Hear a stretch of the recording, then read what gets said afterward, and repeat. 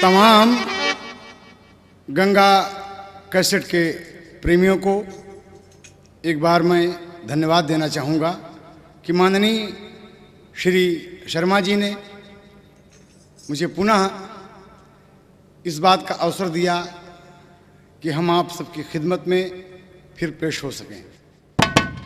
लीजिए, आज पेशा खिदमत है एक गीत हास्य रस में, आप लोटपोट हो जाएंगे।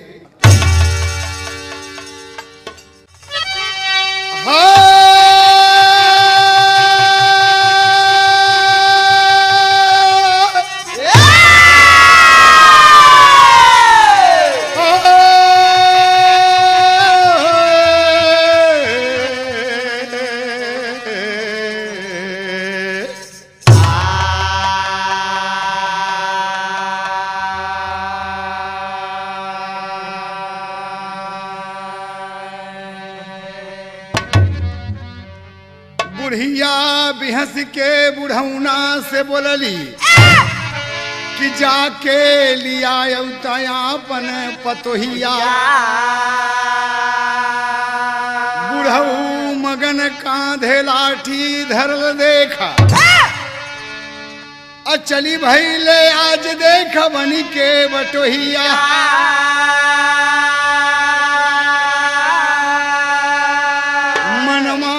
अपने सोचत जाला बुढ़ऊ किलिया के हम उबई बेटवा के दुल्हनिया।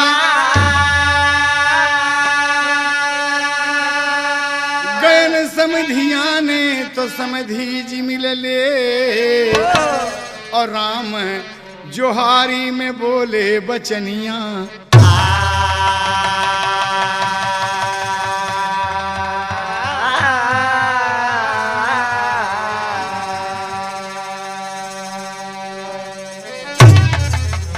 और हाल चाल सुनावा बड़का भैया, कैसे आया? सब ठीक ठाक तो हो? कहे सब ठीक ही हो, बस आ गए। जल जलपान हुआ बड़े प्रेम से और बैठ गए सब। भोजन हुआ, भोजन के दौरान क्या कह रहे हैं? कहा कैसे यही ल्याहे समधी गोसाई।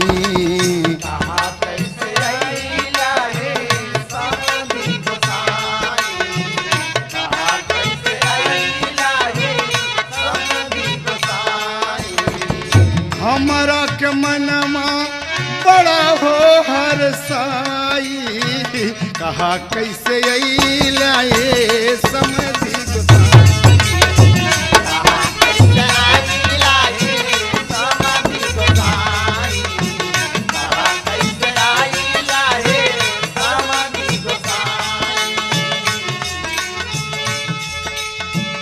अंगना महकी गईले, अंगना महकी गईले, अंगना महकी गईले, अंगना महकी गईले, दुअरे पे अइला।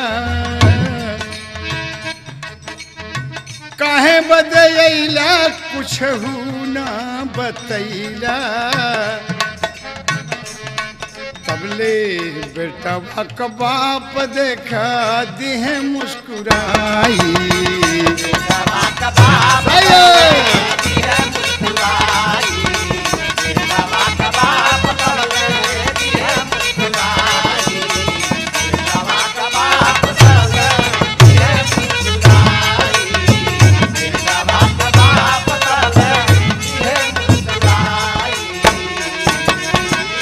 कहे हम बतावत है, तब तक भोजन समाप्त हो गया। चारपाई बिछी, बढ़िया पलंग, दोनों समधी गोसाई आ गए बाबूजी।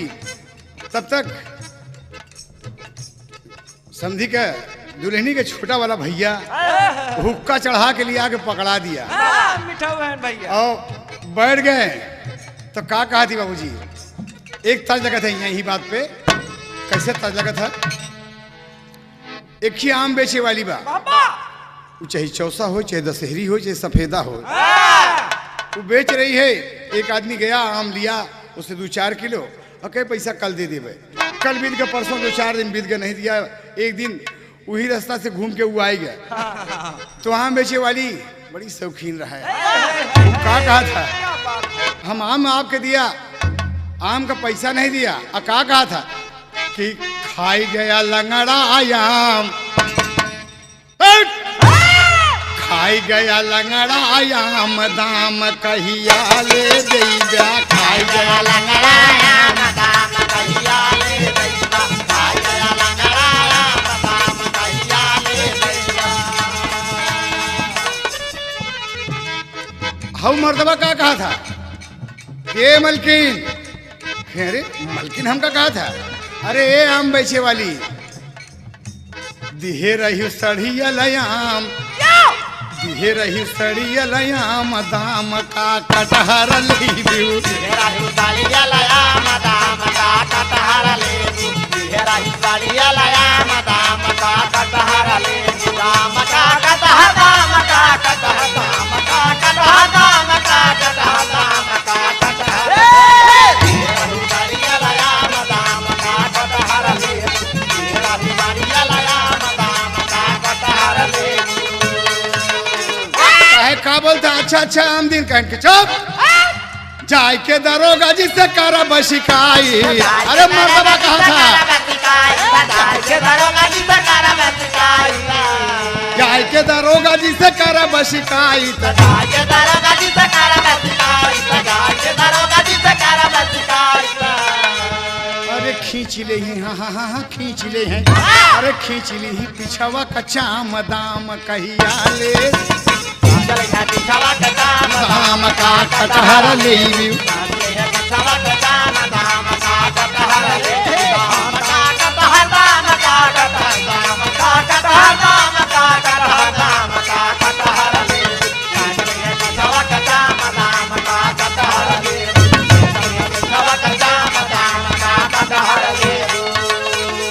भाई ओरिजिनल रहा लेकिन हिया अरे दोनों जने करा थी आराम, चार पाई बिछी है, दोनों जने करती आराम, शाम कई बेला रहली। दोनों जने करती आराम, शाम कई बेला रहली। दोनों जने करती आराम, शाम कई बेला रहली। शाम कई बेला, शाम कई बेला।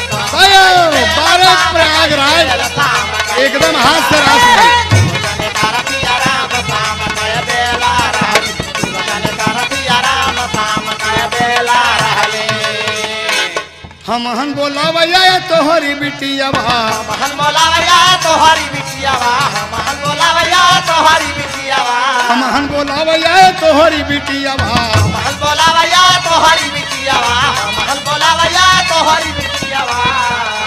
मोरे बूढ़ा से होता नहीं काम, मोरे बुढ़िया से होता नहीं काम, मोरे बुढ़िया से होता नहीं काम, शाम कई बेला रहली। बुढ़िया से होता नहीं काम, शाम कई बेला रहली। बुढ़िया से होता नहीं काम, शाम कई बेला रहली। शाम कई बेला, शाम कई बेला, शाम कई बेला, शाम कई बेला, शाम कई बेला रहली। बुढ़िया से होता नहीं काम, शाम कई बेला रहली। बुढ़िया से होता नहीं काम, शाम कई बेला रहली।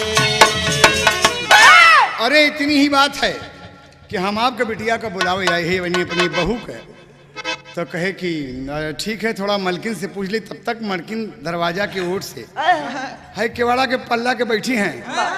अब बोला थी कि का हो, कहे हम दुल्हनिया का बुलावे आए हैं, कहें बेटी न विदा होई, कहें बेटी न विदा होई, कहें काहे बरे, कहीं इतना दिन शादी ब्याह हो गया वह गौने थवने के आए हैं, साल 2 बरिस का दिन गुजर गया। जब तक बोलावे नहीं आई मुर्दा मदावा, जब तक बोलावे नहीं आई मुर्दा मदावा, जब तक बोलावे नहीं आई मुर्दा मदावा, जब तक बोलावे नहीं आई मुर्दा मदावा, जब तक बोलावे नहीं आई मुर्दा मदावा, जब तक बोलावे नहीं आई मुर्दा मदावा। अरे जई है न ससुरे के धाम, अरे जई है न ससुरे के धाम, शाम कई बेला रहली। ससुरे के धाम, कई बेला रहली। ससुरे के धाम, शाम कई बेला रहली। शाम कई बेला, शाम कई बेला, शाम कई बेला, शाम कई बेला, शाम कई बेला रहली। ससुरे के धाम, शाम कई बेला रहली। ससुरे के धाम, शाम कई बेला रहली। इतनी बात नहीं है दोस्त, आगे बात बढ़ गई कहन की, जब तक मेहमान ना ही बिट्टी ना बिना होए। बेटवा का बाप को बड़ा ठेस लगा कि वो दमादे के आगे हमार कोनो कीमत ना बा। हई टिबिल टिबिल छांट रही है दरवाजा के आटे थे। हाँ अच्छा, बड़े प्रेम से समझी से कहा थी, कहा भाई, कहे भैया आजकल का जमाना में घरे का मालिक मेहररुई हैं, अब जमन कहीं वही ना होई। कहे तो ठीक है। सुबह हुआ, नित्य क्रिया से फारिग भये और लाठी उठा लिए, कहे कुछ विदाई में मिल गए। कहे हम जात है अब, तब भाई अपन बिटिया विदा की हुई जब मेहमान ससुर रही तब। और बुढ़ऊ चल दिए। आए हैं यहाँ, बूढ़ा देख रही हैं, है दोपहरी होत है, मजे मजे चल के बेचारा थके मन से मायूस।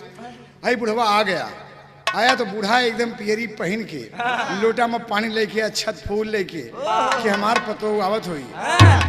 बुढ़ऊ निकल गए, ओके क्रॉस के निकल गए जब, तो बुढ़िया सोचस की पतोहिया कहाँ बा। बुढ़ऊ से पलट के पूछस की दुल्हनिया कहाँ बा। कहे पियरा पहिरे फूल लेके चली यहाँ, माला लेके चली यहाँ, आरती उतार है। हम कहे बोलावैया यही समधिन बोले कहा कि बिट्टी न विदा होए, जब मेहमान आई है तब विदा हो। और बैठ गए कहन के ये कैसी बात है कि हाँ वह अपने लड़किया का बुलाया, कन्हैया आवे जाए के ससुरारी अपन दुल्हन ले आया जब। तो कहे बाबूजी बाबूजी हम कैसे जाए बाबूजी। अरे आप कहे नहीं नहीं तू जाए। हम गए तो आर सास गोसाई कहा दिया कि बिट्टी न विदा होए जा। कहे लड़का चल के अपने मन में लगा सोचे, बुढ़ऊ बुढ़िया से कहा थी, तर्ज है कि गईले ससुरारी, गईले ससुरारी बन के दुल्हवा, अरे हमें गो कमाल कई दिया। गईले ससुरारी बन के दुल्हवा, हमें गो कमाल कई दिया। गईले ससुरारी बन के दुल्हवा, हमें गो कमाल कई दिया। कमाल कई दिया, हो कमाल कई दिया। ये ससुरारी बन के दुल्हवा, हमें गो कमाल। ये ससुरारी बन के दुल्हवा, हमें गो कमाल कई दिया। गईले ससुरारी बन के दुल्हवा, हम एक गो कमाल हो कमाल, अरे कमाल कई दिया। छोटका सरवा, अरे छोटका सरवा, छोटका सरवा जब लावा पर चल, हम ललकी रुमाल दैया।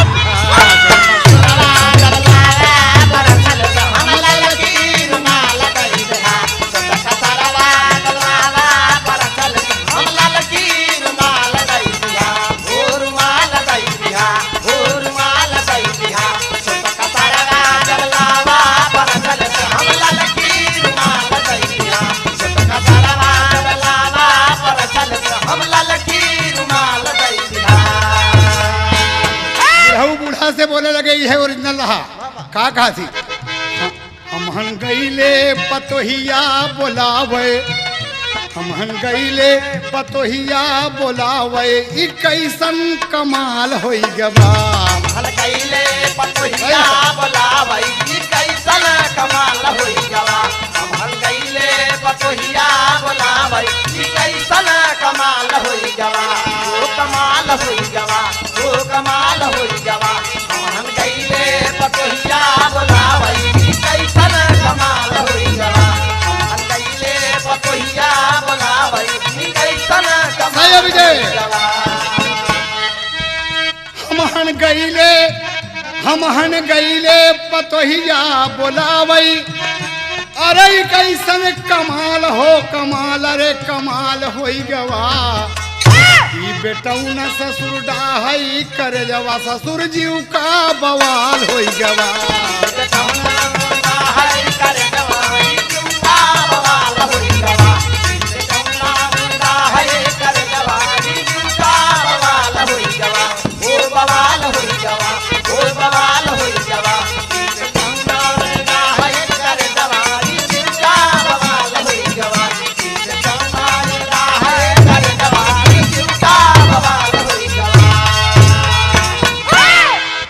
में बाबूजी बड़ा मायूस बूढ़ा बैठा है।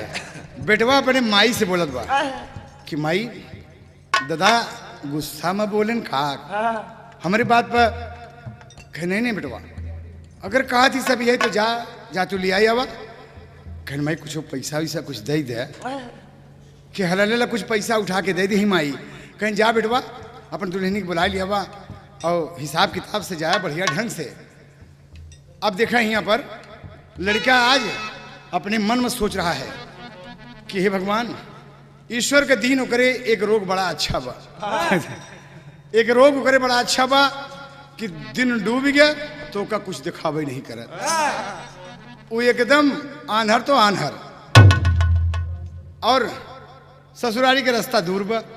देखे कैसे होता मन में खूब अपने सोच विचार की हिम्मत करके कि जात तो वही देखा चाहिए। अब कैसे जात है तेरी का भाव लगा।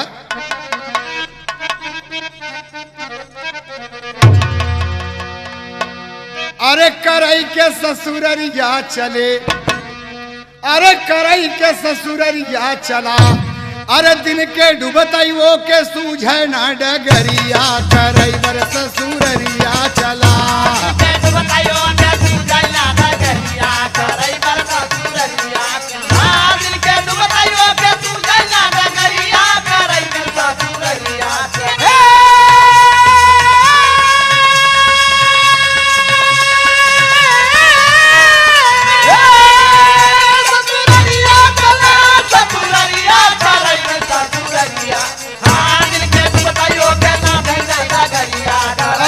मास्टर समी बहुत अच्छा बहुत चल गए।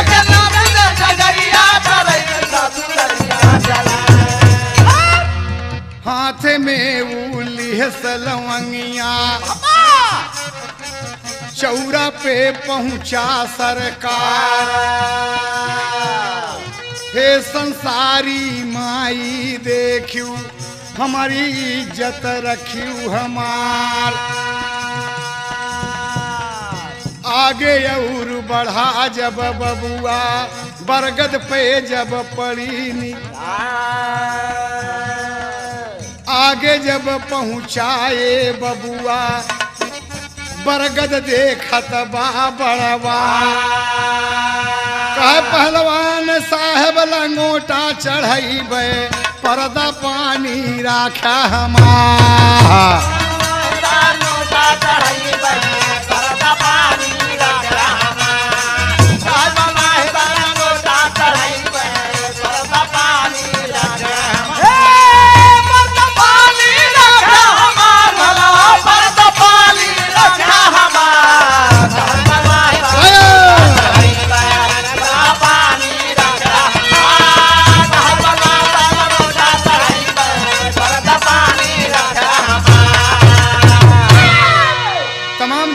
का पहलवान साहब दिखाने हो कि एक बरगद का पेड़ बा बाबूजी लंगोटा टांगा रहा है वहीं पे माथा टेक दिया लवांग चढ़ा के कहा था पहलवान साहब हमारी इज्जत राखे हमरे रतौंधी के पोल भूले ना पावे कि दुल्हा इन नौजवानी में एक रतौंधी हो गए अंधराए के बा यह पर्दा पानी रखा चला जात बा बहादुर।